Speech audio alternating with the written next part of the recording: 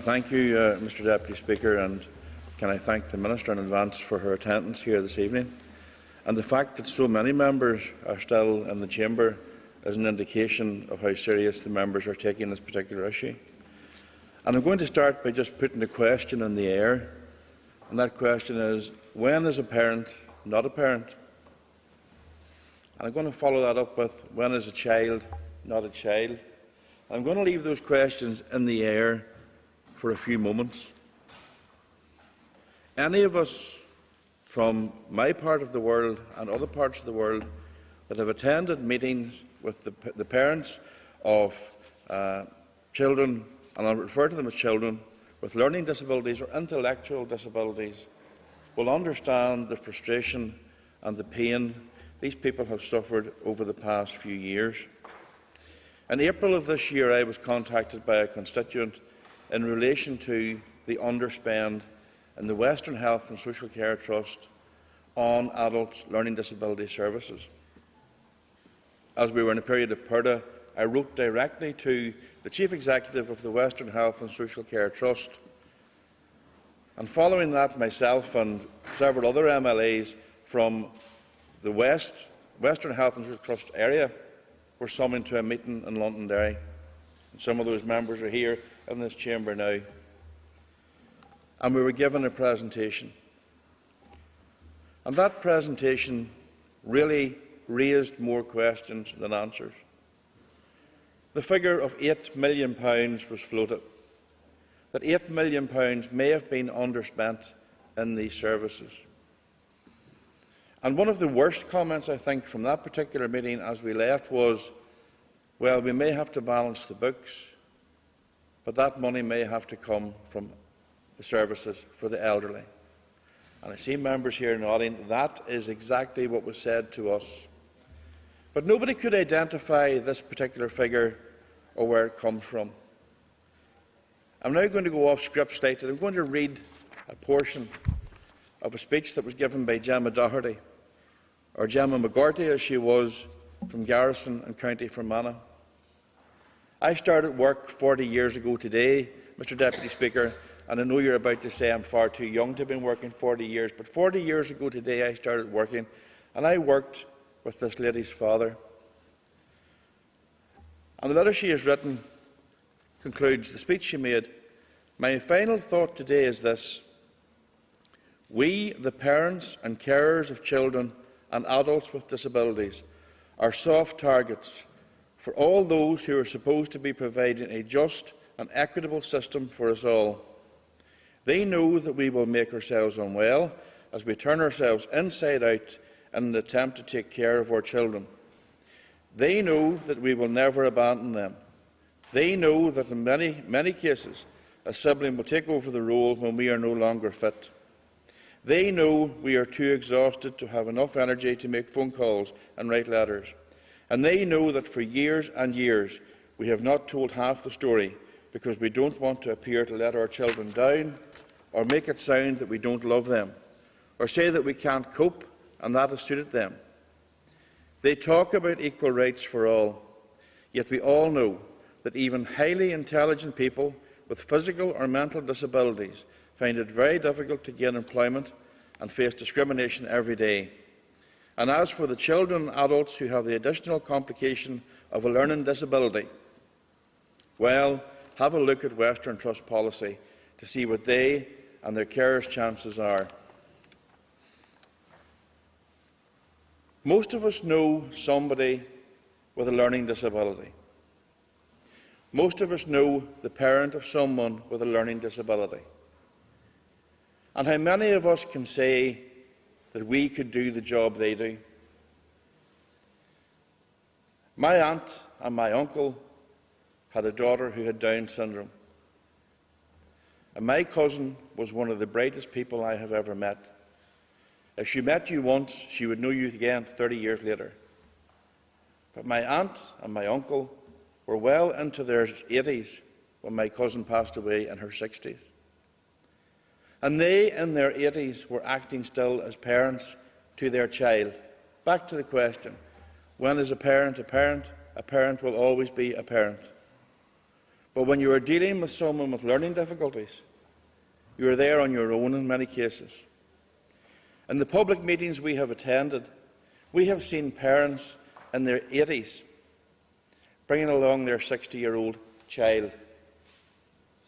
That person to them is their child, and that child is fully dependent on their parent. And over the years, the Western Health and Social Care Trust, or the Sparrow Lakeland Trust, or the Foyle Trust have taken money away from the services that these people should get. When did this start? Well, we know it started at least in 1994. And in that time, there was an underspend of £4 million. These are the figures that were uncovered. When we asked the Trust for an exact figure, we are not going to be given an exact figure. If it was £4 million in 1994, and if it is £8 million in 2016, is the figure cumulative? Is it 4 million over the 20 years, so it's 4 million, 4 million, so we end up, when we start adding on inflation, that we're talking in excess of an underspend of in excess of £100 million? Is that the figure? The people that look after adults with learning disabilities are convinced that is the figure, that over £100 million has not been allocated to the parents or to sufferers with adult learning disabilities. And if that is the case, shame on us, because for 20 years that was allowed to happen. What have we been doing to help those people? And if I was sitting in this chamber today and I was the parent of a child with learning disabilities, I would think you have done nothing. You have turned your blind eye on these people. We didn't know, and that is quite honest, we didn't know. But shame on us for not knowing. Since I became a member of this House in 2000 and whatever it was, 11, I have often dealt with parents of children with learning disabilities. And I've accepted the story from the Trust: we don't have the money. We do not have sufficient funds. But if they do not have sufficient funds because they siphoned money off that particular area, shame on them. If that was allowed to happen under the management of the Trust, shame on the Trust. If that was allowed to happen under the supervision of a board, shame on them. If that was allowed to happen under the supervision of the department, shame on the department and shame on this House for allowing it to happen. So there are answers that we need to have. But there are also things that we need to know about who was responsible for this. And I know, and we all know in this House, civil servants are never responsible for anything. Civil servants cannot carry the can because, oh dear, that person just happened to retire last month, or that person will be retiring next month. This is a 20-year scandal, uncovered by the RQIA apparently. A 20-year scandal, so now is the time for us to uncover the truth. Every single piece of paper that is available must be made available. Every single pound that was taken from the service must be given back.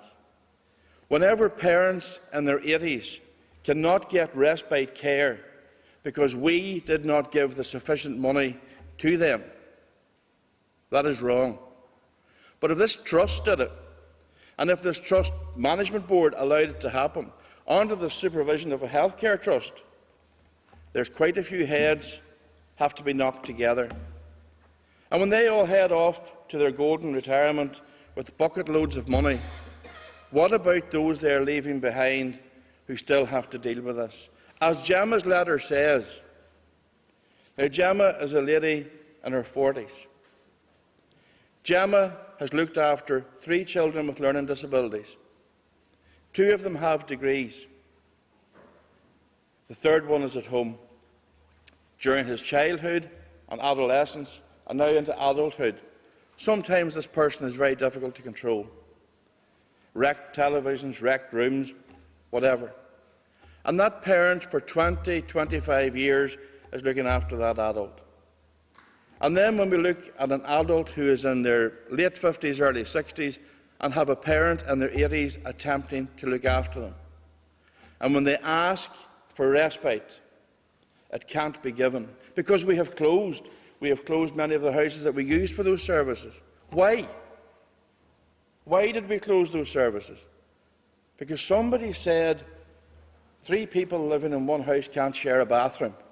All the facilities must be en suite, so we'll close it. Or we've withdrawn the service because we don't have the money. That's not the case. The money was there, but the money was redirected. Myself and others met with MenCap on Friday morning. Part of our new system in West Tyrone, where we're going to regularly meet with MenCap. And these are the key issues that they have asked me to raise here today, and I'm going to list them, Mr Deputy Speaker. As we currently stand, no health and social care trust can identify all those with a learning disability within their trust area. On average, each trust can only identify those with the most severe learning disability. Across all trusts, this is 9,600, and in the Western Health and Social Care Trust it is, we don't know. RHussey identified in 2013 that there was underfunding by 5% per annum in the Western Health and Social Care Trust of Learning Disability Services. We are now in June 2016. Why is it taking so long for this matter to reach the public agenda? Well, it's here today and it's not going away. What action has RHussey taken to hold the Western Health and Social Care Trust and the Health and Social Care Board to account for this? RHussey should, as a matter of public confidence in their role, explain their action and how they tried to address this situation. HSCB must, as a matter of urgency, publish the review of expenditure on learning disability services across all trust areas. The review undertaken in 2013 details the level of underfunding and should be made publicly available. The Western Trust must detail for each year from 1996 how much funding they provided to learning disability services and by what % they were underfunded. It is estimated that the underfunding was approximately 5% per annum, amounting to some £8 million in any given year. Families in the Western Trust have indicated an underfunding situation since 1996, and this amounts to approximately £80 million of services that families and adults with a learning disability have been denied. I personally think that figure is in excess of £100 million. The Western Trust must identify who took the decision to move funding allocated by the HSCB for learning disability to a different programme of care. The Trust must identify where this decision originated and who ratified this decision. Did it go to the Trust Board for ratification, or was it ratified by senior management? In real terms, this decision has meant families continuing to care while they were at breaking point, putting lives and relationships in danger. Carers continuing to care during their 70s, 80s and even 90s as they despaired for the services they needed. Adults with a learning disability being denied the services that would have enabled them to have a better quality of life. Failure to provide services that meant adults could be part of their community. And failure to provide housing and support options that would let adults with learning disabilities live independently. It is essential, Minister, that there is now a robust and independent inquiry into how this could and did happen. We need to know how much was underfunded in the Western Trust area. And that doesn't matter if you come from Lisnaskea, Londonderry or Limavady. We have 4 counties, I think, affected here. We have at least 4 parliamentary constituencies. We have hundreds of families. Why did we let it happen? Back to the question, when is a parent a parent? A parent is always a parent. My mother died last year and she was 87. She was always my mother, she was always the parent, and she would have remained that for her entire life. Parents here are carrying a burden that we as a state must help support. Mr Speaker, thank you for your time. Minister, I look forward to your answer.